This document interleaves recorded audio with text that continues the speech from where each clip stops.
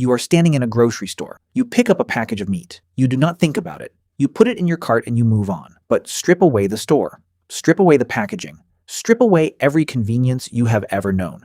What is left is a naked, slow, clawless animal standing on an open plain, staring at something that could kill it in one strike. That animal is your ancestor. And somehow that animal became the most successful predator the planet has ever produced. How? You have no fangs. You have no claws. You cannot outrun a horse. You cannot outmuscle a lion. On paper, you should not be able to hunt anything larger than a rabbit. And yet ancient humans brought down mammoths. They brought down bison the size of trucks.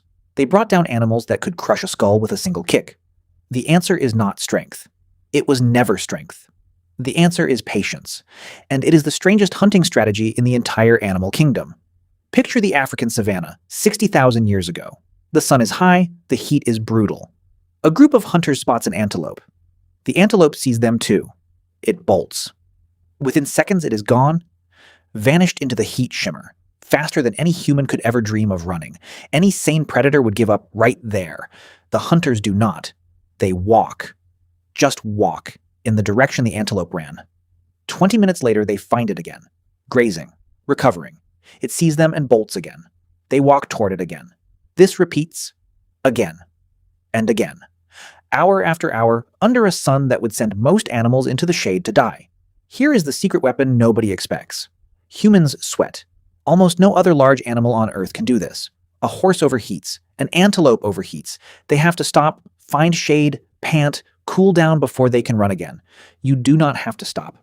Your body drips sweat from millions of glands across almost every inch of your skin, and that sweat evaporates, and that evaporation pulls the heat straight out of you while you keep moving. So while the antelope is forced to rest again and again just to survive the heat, the humans never stop. They just keep walking, trotting, tracking. By hour 4, the antelope's muscles are cooking from the inside. By hour 5, it can barely stand. And the humans are still walking. This is called persistence hunting, the sand trackers of the Kalahari, running animals into heat stroke using nothing but endurance and the ability to read a single hoof print in the sand. Feel that for a second. Not spears, not traps. You needed something else. You needed a plan. Ancient hunters did not walk up to a mammoth and swing a spear at its head. That is suicide. And they knew it. Instead, they read the land like a weapon.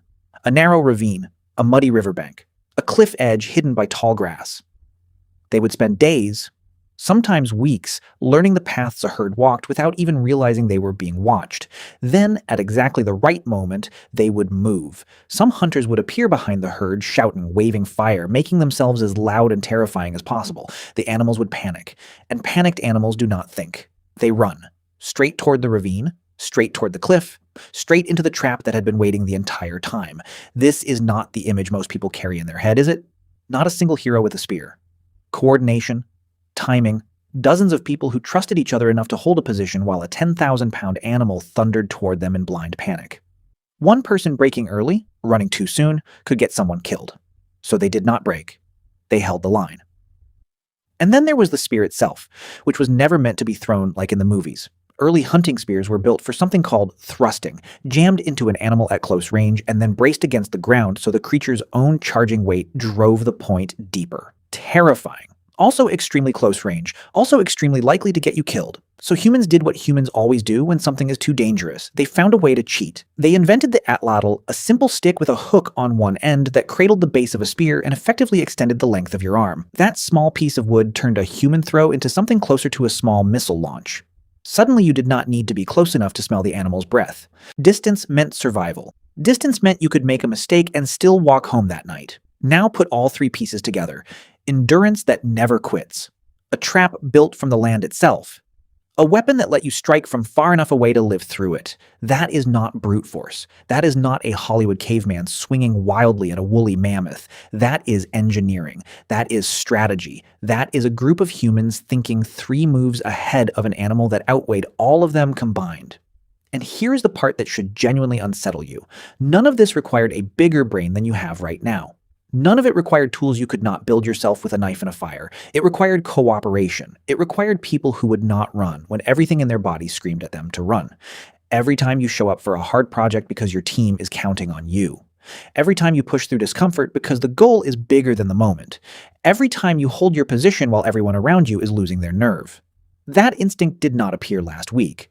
It was forged on an open plain, chasing something 4 times your size. For hours. In the heat, with nothing but your legs and your will, and the people beside you who refused to quit either. You picked up that package of meat without thinking about it. But somewhere underneath that convenience is a hunter who never stopped walking, and that hunter is still quietly inside you.